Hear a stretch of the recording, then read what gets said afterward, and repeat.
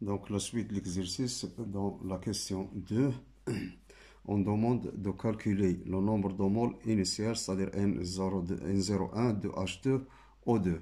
Donc, d'après les mélanges, on a dans le mélange 1, c'est-à-dire c'est que on a NO1 est égal à C2, V2, soit dans le mélange 1, soit dans le mélange 2. Avec C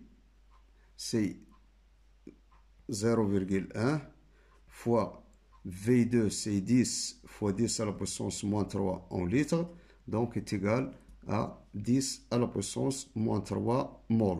Donc le nombre de moles initial de H2O2 est égal à 10 à la puissance moins 3 mol. Donc ça, la valeur de N01. Dans la troisième question, vérifiez que dans les deux mélanges MA et MB, l'eau oxygénée est le réactif limitant de la réaction. Donc pour le mélange MA, donc on a ici le mélange MA, ici on aura le mélange MB. Donc on va calculer pour chaque mélange MA, MB. Donc on commence par H2O2.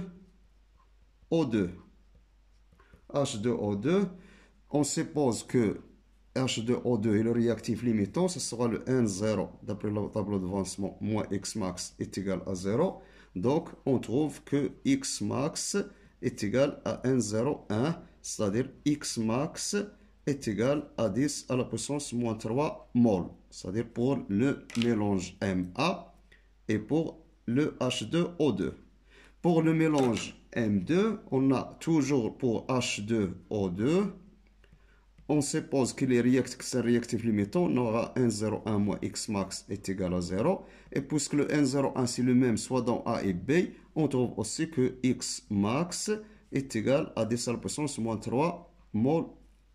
Donc, en supposant que le H2O2 est limitant dans les deux, on trouve que le Xmax est le même, c'est X moins 3. Maintenant, on passe pour le deuxième réactif, c'est I-.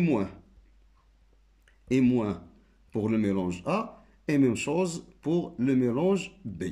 Donc, dans ce cas-là, il faut calculer tout d'abord le N initial, c'est-à-dire dans le mélange A, on a N02 est égal à C1V1 est égal à 90 fois 10 à la puissance moins 3 fois 0,1. Donc, on trouve que N02 est égal à 9 fois 10 à la puissance moins 3 mol. Ça, c'est pour le mélange 1. Même chose pour le mélange 2. On aura N02 est égal à C1V3 est égal à 50 10 moins 3 fois 0,1. On trouve que N02 est égal à 5 fois 10 à la puissance 3 moins 3 mol. Donc, on a calculé maintenant le nombre de moles initial dans chacun des mélanges pour les ions I-.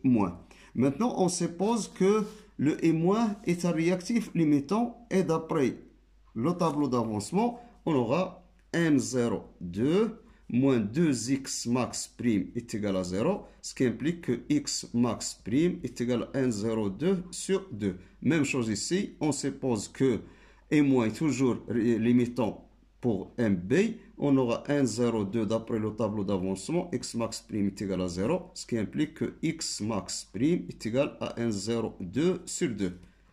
Donc en remplaçant, on trouve que enfin le x max prime dans le mélange 1 est égal à 4,5 fois 10 à la puissance moins 3 mol bien sûr. Et dans le deuxième mélange, x max prime est égal à 2,5 fois 10 à la puissance moins 3 mol. Donc dans les deux cas, on trouve x max 2,5, x max 4,5. Donc quel que soit le mélange, soit A ou B, on a toujours le x max est inférieur à x max prime. Dans les deux mélanges, on a toujours x max est inférieur à x max prime. Donc, le H2O2 est le réactif limitant dans les deux mélanges. c'est-à-dire lorsqu'on dit les deux mélanges, c'est-à-dire le MA et le MB. Donc, les deux mélanges. Donc, ça, c'est pour la question 3. 3, c'est bien. Donc, c'est bon. On passe maintenant à la question 4. Dans la question 4, l'étude cinétique de la réaction. L'étude cinétique de la réaction. On est 4.1, définir la vitesse volumique instantanée de la réaction. Donc, on sait que la vitesse instantanée de la réaction, c'est le produit entre l'inverse de la vitesse du volume du mélange réactionnel et la dérivée première de l'avancement de la réaction. C'est-à-dire la vitesse V, pardon, ici, V est égale 1 sur V, c'est le volume du mélange réactionnel, fois la première dérivée de l'avancement par rapport au temps x de t. Donc c'est ça l'expression qu'on a pour la vitesse. Déterminer graphiquement un instant t est égal à 0, ici, c'est-à-dire on a la courbe, puisqu'on demande graphiquement, il faut exploiter ou utiliser la courbe. C'est bien qui représente la variation de x en fonction du temps. Donc qu'est-ce qu'on demande ici? On demande de calculer la vitesse volumique instantanée de la réaction pour chacun des mélanges, parce qu'on a un mélange à la courbe F1 et un deuxième mélange, la courbe F2. Donc, qu'est-ce qu'on demande ici? On demande de déterminer la vitesse de la réaction. On commence par la courbe F1. Par exemple, commençons par F1, qui caractérise l'un des mélanges, soit MA ou MB. Donc, pour déterminer la vitesse à l'instant t est égal à 0, on a ici la tangente, on choisit deux points. Par exemple, on choisit le premier point à l'origine et un deuxième point qui sera lisible, c'est-à-dire c'est simple de déterminer ses coordonnées, ce point-là par exemple. Donc ici, on a donc ici le delta t, ici on a le delta x. Delta x en rouge pour le F1, c'est-à-dire la courbe 1. Donc, la vitesse à l'instant t est égale à 0, c'est-à-dire la vitesse V1, bien sûr, pour la première courbe, est égale 1 sur V, le volume, fois dx sur dt de la courbe 1. Donc, puisque le dx et le dt, ça représente la pente.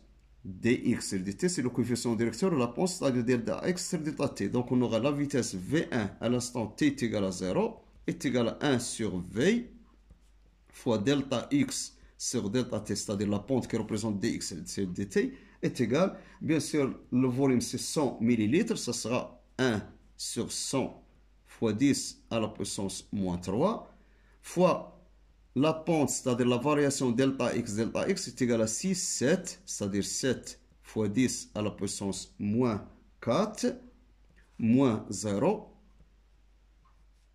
divisé par delta t, c'est 5 moins 0. 5 moins 0. Après calcul, on trouve que V1 à l'instant t est égal à 0 est égal à 1,4 fois 10 à la puissance moins 3. L'unité, c'est mol pour l'unité de x, mol.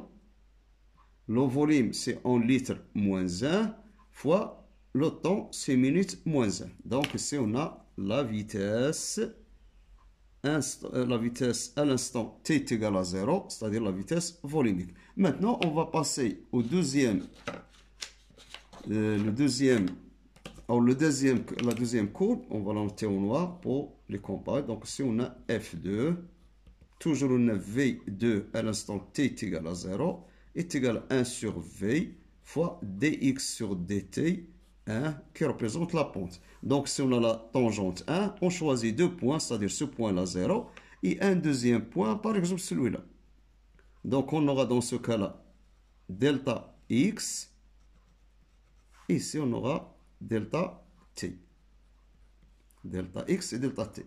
Donc, l'application chimique, ça donne V2 de t à t égale à 0 est égal à 1 sur le volume, c'est 100 fois 10 à la puissance moins 3, fois delta x, c'est 7 fois 10 moins 4, moins 0, sur delta t c'est 20 moins 0. Après calcul, on trouve que V2 à l'instant t est égal à 0 est égal à 3,5 fois 10 à la puissance 4, même unité, c'est-à-dire mol, litre moins 1, minute moins 1. Donc ça c'est pour la question 4 de ces déterminations de la vitesse à l'instant t est égal à 0. Maintenant, passons pour la question 3. Donc, pour la question 3, toujours le même exercice, on a précisé, on demande de préciser le facteur cinétique qui justifie la disposition relative des deux courbes, en déduire la courbe que la courbe F1 correspond au groupe GA. Donc, au cours de cette transformation chimique, c'est-à-dire lorsqu'on a le mélange de H2O2 qui réagit avec 2I- dans un milieu acide, donc au cours de cette transformation, donc il y a diminution de la concentration de l'eau oxygénée H2O2. Donc, au cours de la transformation,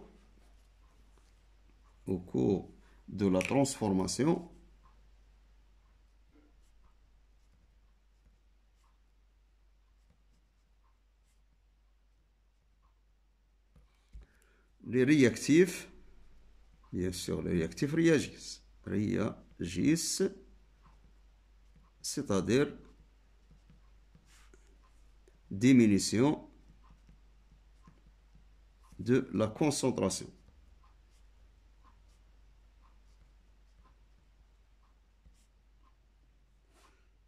Donc, vitesse diminue aussi, bien sûr, d'après la courbe. Donc, ce qui implique que la concentration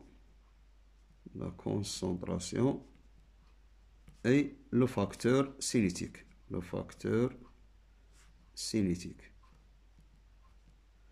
Après, on déduit que la courbe F1 correspond au groupe GA. C'est-à-dire, dans ce cas-là, on a le X max, c'est 10 à la puissance moins, par exemple, la courbe F1, graphiquement. D'après la courbe F1, donc on a la valeur maximale qu'atteint le X, c'est ceci. Donc, c'est égal à 10 à la puissance, 10 fois 10 à la puissance moins 4, parce qu'on a 6, 7, 8, 9, 10. Donc, d'après la courbe F1, d'après la courbe,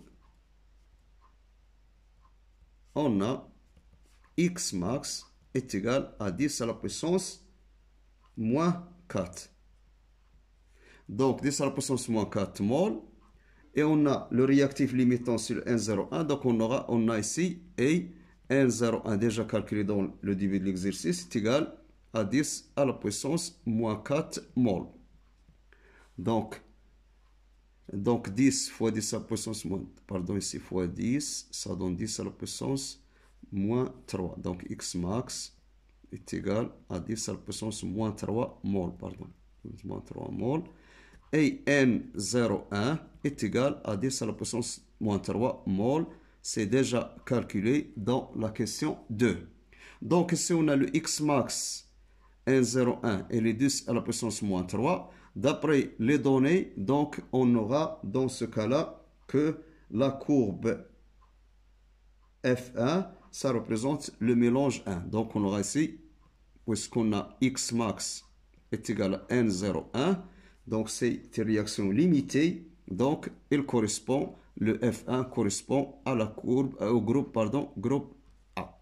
Donc c'est ça la signification. Préciser en le justifiant si la réaction est terminée pour chacun des groupes à t est égal à 35 minutes. Donc t est égal à 35 minutes. On est ici, 35 minutes, c'est ici. Donc, si on projette sur les deux courbes et on compare la vitesse, c'est-à-dire la vitesse en la tangente. Par exemple, la tangente en ce point, c'est inclinée et la tangente ici, c'est horizontale. Ici, on l'appelle tangente 1. Ici, tangente 2. Faites attention aux deux tangentes. Donc, graphiquement, à t est égal à 35. Donc, à t est égal à 35 minutes. Pour la courbe F1. La courbe F1, on a la tangente T1 est horizontale. C'est-à-dire le coefficient directeur ou la pente est nul, est égal à 0, ce qui implique que la vitesse est égale à 0, puisqu'on a la pente, c'est horizontal. Donc, si la vitesse est égale à 0, dans ce cas-là, on peut dire que pour la courbe F1, la réaction est terminée. Donc, dans ce cas-là, la réaction est terminée. Maintenant, pour la courbe 2, revenons à la courbe 2, toujours à t est égal à 35. Si on trace la tangente, on retrouve qu'il est incliné, ce n'est pas horizontal. Donc, s'il est incliné, donc la vitesse, la pente est différente de 0. Donc la courbe F2, la tangente T2 est inclinée, n'est pas horizontale, est inclinée, c'est-à-dire la pente est différente de 0, ce qui implique que la vitesse est différente de 0, et donc la vitesse n'est pas nulle. Donc dans ce cas-là, on dit à cet instant que la réaction, donc la courbe 2, la réaction n'est pas terminée. La réaction n'est pas terminée. Donc après la comparaison bien sûr des deux courbes et leur tangente à l'instant t est égale à 35 minutes, on trouve que la réaction qui correspond à la figure F1 est terminée à l'instant 35. Par contre, celle qui correspond à la courbe F2 n'est pas terminée